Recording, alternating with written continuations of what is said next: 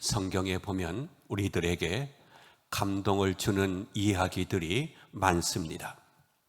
구약 성경에서는 아브라함이 독자 이삭을 드린 말씀이 있고, 신약 성경에서는 마리아가 자기의 소중한 옥합을 깨뜨려서 예수님의 발에 부어드렸습니다. 그리고 사르밧 가부가 마지막 먹고 죽으려고 한 밀가루와 기름으로 선지자를 대접한 것입니다. 이들은 주님을 위해서 아낌없이 자기의 모든 것을 드린 사람들입니다. 주님이 기뻐하시는 사람들은 주님을 위해서라고 하면 자기 목숨이라도 아낌없이 바쳐서 헌신하려고 하는 용기 있는 사람들입니다. 주님은 자신을 따르는 사람들에게 생명을 걸고 나를 따르라고 말씀을 하셨습니다. 주님께서 왜 이런 사람을 원하시는 것일까요? 이런 사람들만이 세상을 변화시키고 구원할 수가 있기 때문입니다. 주님이 찾으시는 사람은 그저 교회만 왔다 갔다 하는 사람이 아닐 것입니다. 예수를 믿는다고 입으로만 고백하는 사람도 아닙니다.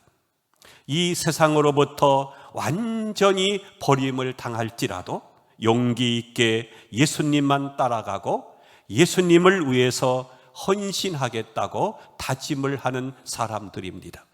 그래서 예수님은 아무든지 나를 따라오려거든 자기를 부인하고 자기 십자가를 지고 나를 쫓을 것이니라고 말씀을 하셨습니다. 우리는 이 한 곳에 집중을 해야 됩니다. 예수 그리스도에게 초점을 맞추어야 합니다. 양궁 선수가 30m 혹은 90m 앞에 있는 조그마한 관역을 향해서 이 활을 당겨 쏩니다. 이 타깃을 그냥 맞추기만 해서는 안 됩니다. 가운데 정중앙을 집중해서 쏘아야 합니다. 중앙에 맞아야 10점, 그 다음이 9점, 그 다음이 8점, 7점으로 점수가 매겨지게 되고, 화살이 관역에서 빗나가게 되면 아예 점수가 없습니다.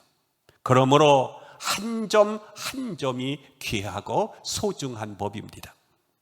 10점짜리 중앙에 맞추려고 하다가 7점이나 8점을 맞는 것은 할 수 없습니다.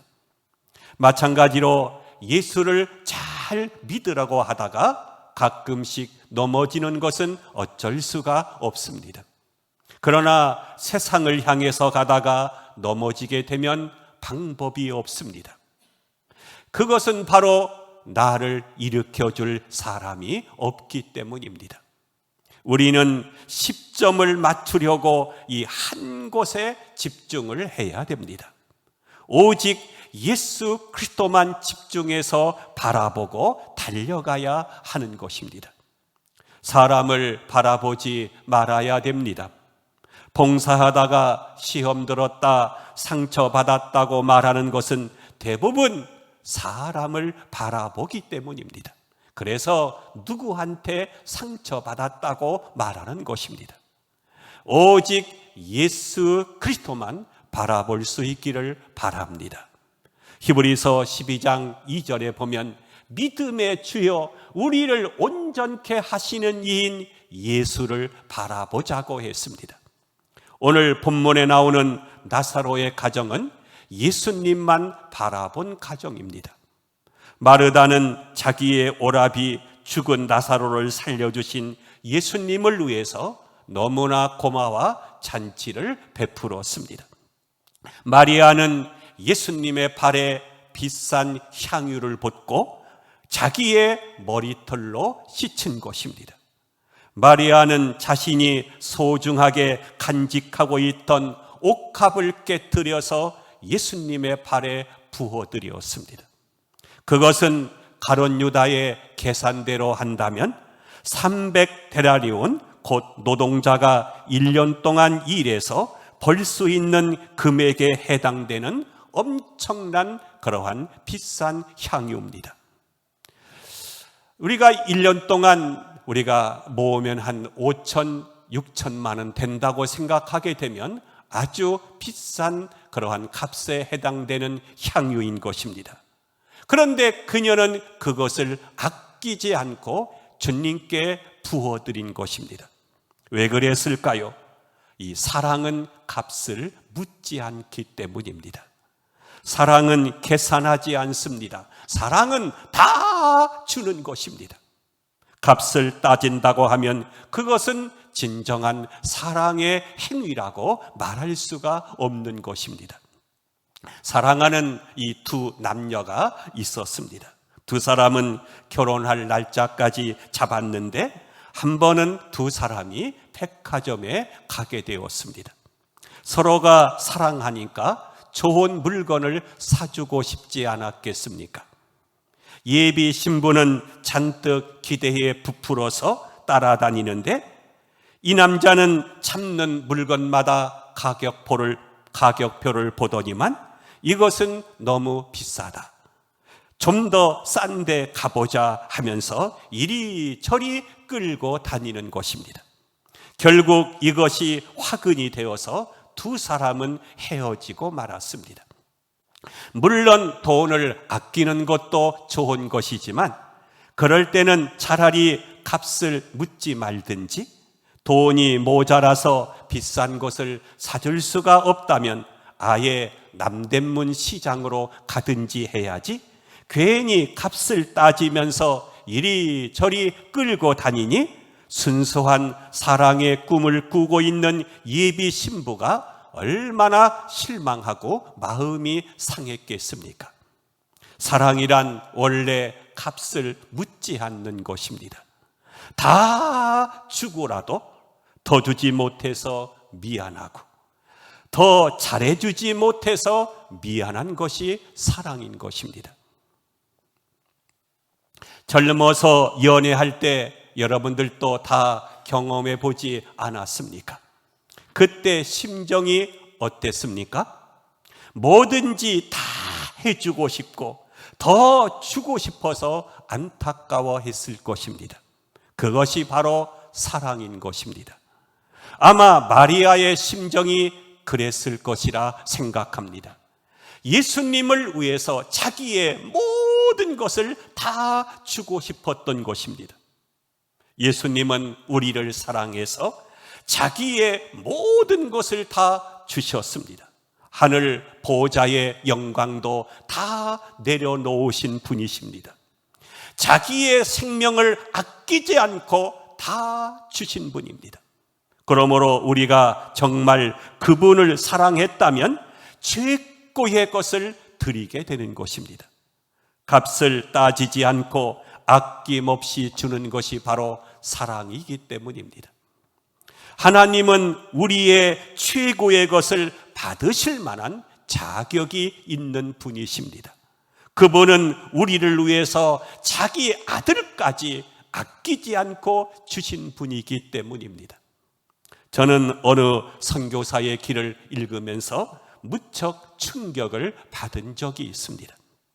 오래전에 인도에서 선교 사역을 하시던 미국 목사님 한 분이 어느 날 이 인도의 겐지스 강가를 거닐고 있었습니다. 강가에 나가보니 한 여인이 두 아들을 데리고 강둑으로 걸어가고 있었습니다. 인도에서 오랫동안 선교 사역을 한 목사님은 무엇인가 이 직감적으로 느끼는 것이 있었습니다. 아니, 저 여자가 두 아이 중 하나 아니면 둘 다 겐지스 강가에 빠뜨려서 신에게 제사를 드리려고 하는구나. 그래서 불이 나게 달려가서 그 부인을 붙잡고 제발 그러지 마십시오. 그것은 헛된 것입니다. 왜 아이를 희생하려고 합니까? 하면서 간곡히 만류했다는 것입니다. 그러나 그 여인은 너무나도 완강했습니다. 자세히 보니 한 아이는 멋지게 생겼고 또한 아이는 몸이 불구인데다가 시각장애인이었습니다. 그 여인은 아무리 설득을 해도 소용이 없는 것입니다. 한참을 있다가 궁금해서 또 강가에 나갔는데 아까 그 여인이 강둑으로 걸어오고 있었습니다. 그런데 두 아이 중 한 아이가 보이지 않는 것입니다. 그래서 가까이 가서 보았더니 잘생기고 또 성한 아이는 없어지고 불구자요 시각장애자인 아이가 아이만 데리고 돌아오고 있었습니다. 그는 너무나 놀라워서 아니 신에게 바치려고 하면 불구의 아이를 바칠 것이지 왜 성한 아이를 바쳤습니까? 라고 물었습니다. 그랬더니 그 여인은 정색을 하면서 이렇게 말하는 것입니다. 선생님, 미국에서는 어떤 신을 믿고 있는지 모르지만 여기 인도에서 섬기는 신은 우리가 최선의 것을 드리기를 원하십니다. 드리려고 하면 성한 아이를 드려야지 어찌 불구자 아이를 드려서야 되겠습니까? 저는 이 이야기를 들으면서 가슴이 뜨끔해지는 것을 느꼈습니다.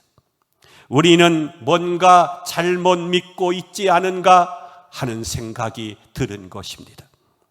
우리는 예수를 믿고 있지만 너무나 계산적이고 인색한 사람이 아닌가 하는 것을 생각해 보았습니다.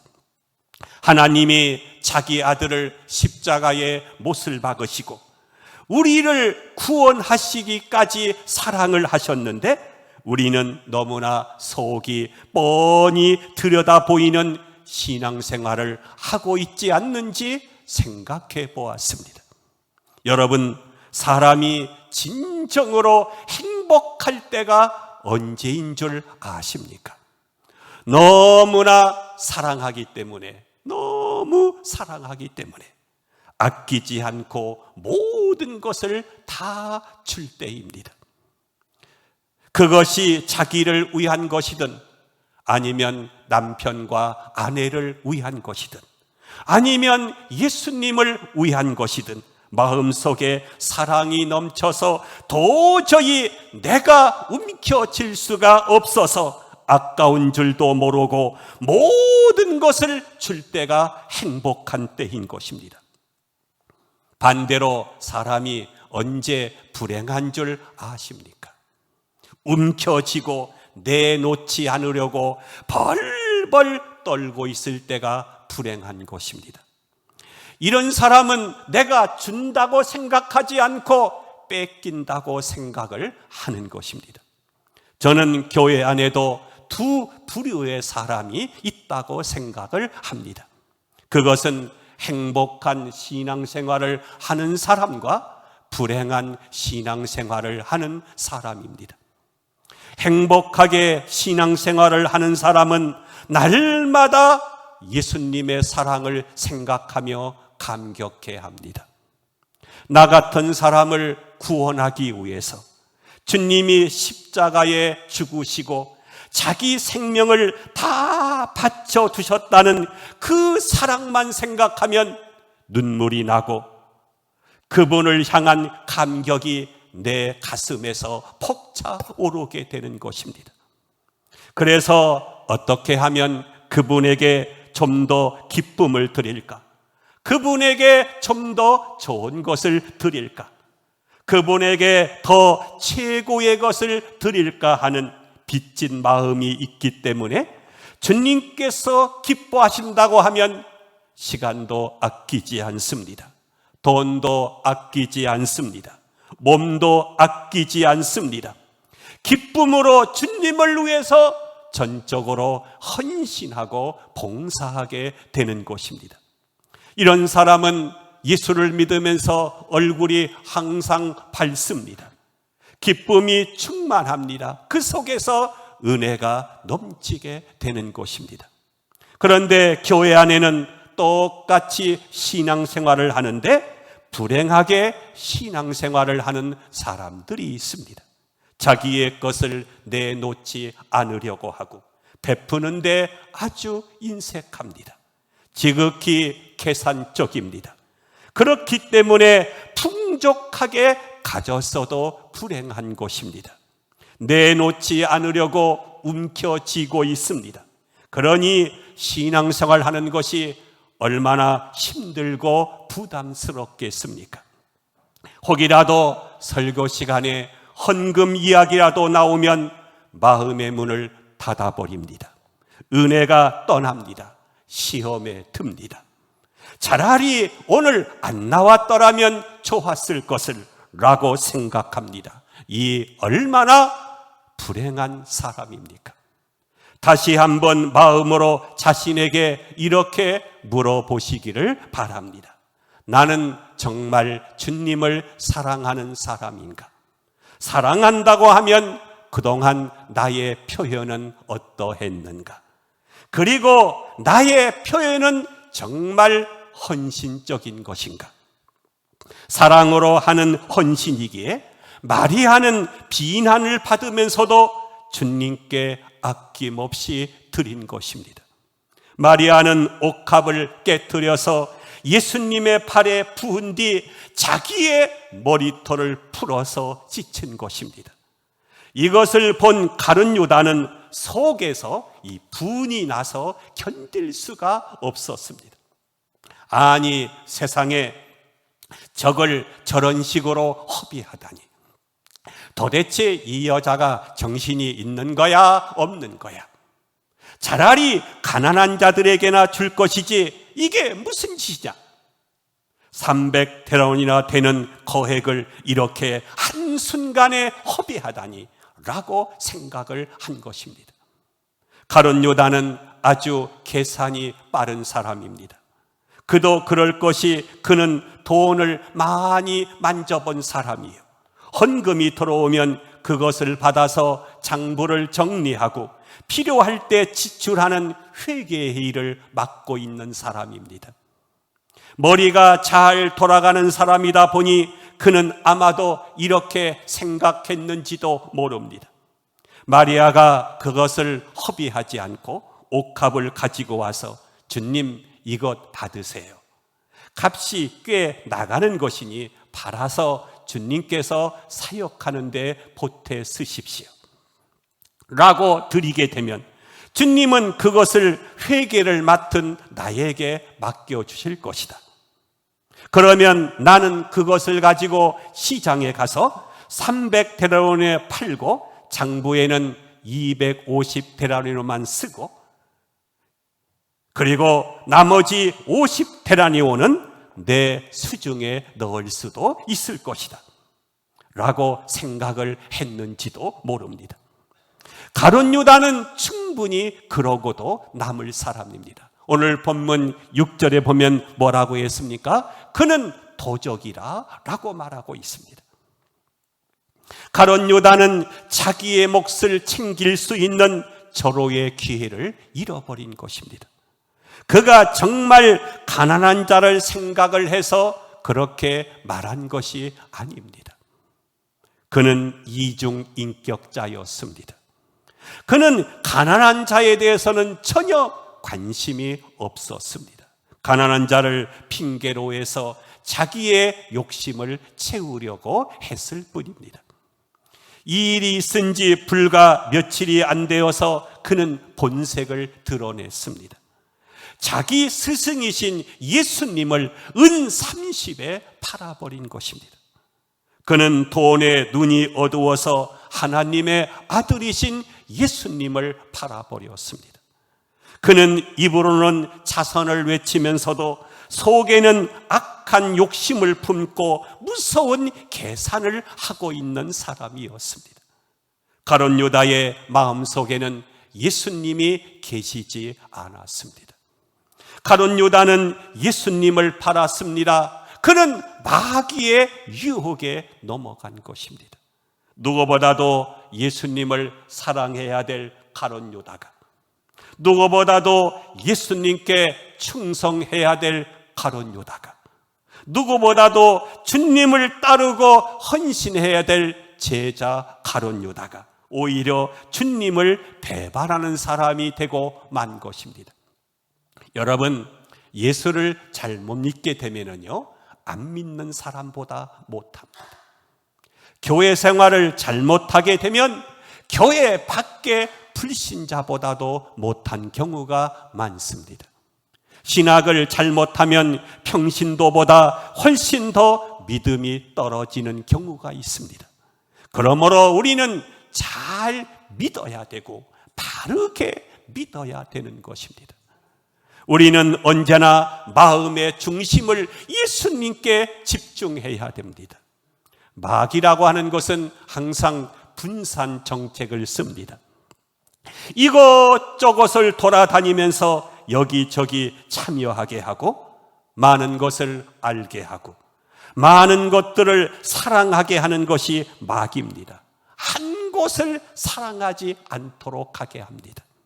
여러분, 현대인의 불행이 바로 여기에 있습니다. 집중하는 것을 현대인들은 잃어버렸습니다. 사랑하는 것을 잃어버렸습니다. 한 곳에 마음을 집중하지 않습니다. 모든 성공과 행복은 한 곳을 바라볼 때에 이루어지게 됩니다. 여자는 남편 한 분만 바라볼 때에 행복할 수 있습니다. 오늘날 여자들의 불행이 어디에 있는 줄 아십니까? 너무나 많은 것에 한눈을 팔기 때문에 문제가 생기는 것입니다. 많은 기업들이 왜 부도가 납니까? 한 사업에만 집중하지 않았기 때문입니다. 내실을 키우지 않고 문어발식으로 여러 기업을 인수하다 보니까 부실이 생겨서 결국은 부도가 나게 되는 것입니다. 그리고 사업이 조금만 잘 되면 골프장으로 술집으로 헤맵니다. 실패의 원인이 어디에 있습니까? 한 곳에 집중하지 않고 여기저기 기웃거리기 때문입니다. 예수 믿는 사람은 한 가지만 똑바로 바라보아야 합니다. 예수님 한 분만 바라볼 때에 구원이 있고, 남편 한 분만 바라보고 살 때 행복이 있고, 한 가지 일에만 집중할 때에 샘에서 우물이 나오게 되고 성공을 거두게 되는 것입니다. 야구 경기에서 이 포수를 향해서 이 공을 던지는 한번 투수를 보십시오. 오직 스트라이크를 위해서 집중해서 공을 던질 때 그 사람이 성공하는 것입니다. 이것저것에 기웃거리는 사람은 성공도 없고 구원도 없고 은혜도 없습니다. 오직 구원은 우리 예수 그리스도뿐인 줄로 믿습니다. 우리는 앞에서 마리아의 헌신을 살펴보았습니다. 그녀는 최고의 것을 주님께 드렸습니다. 남이 뭐라고 하든 개의치 않고 주님께 드렸습니다. 가룟 유다는 무슨 소리로 비난을 하든 이런 반구로 대꾸하지 않고 소중한 옥합을 깨뜨려서 주님 앞에 부어드린 것입니다. 주님은 이러한 헌신자를 지금도 부르고 있습니다. 주님은 이 교회에 교인이 얼마나 많이 모이느냐에 대해서는 별로 관심이 없습니다. 주님은 마리아처럼 사랑으로 헌신하는 사람들을 찾으십니다. 이 시간 제가 드린 세 가지 질문을 다시 한번 마음속으로 새겨보시기를 바랍니다. 첫째는 나는 정말로 주님을 사랑하는 사람인가? 두 번째로 사랑한다고 하면 그동안 나의 헌신은 어떠했는가? 세 번째로 그 사랑의 표현은 마리아처럼 헌신적이었는가? 아니면 계산적이고 이기적인 것이었는가 하는 것을 생각해 보면 좋겠습니다.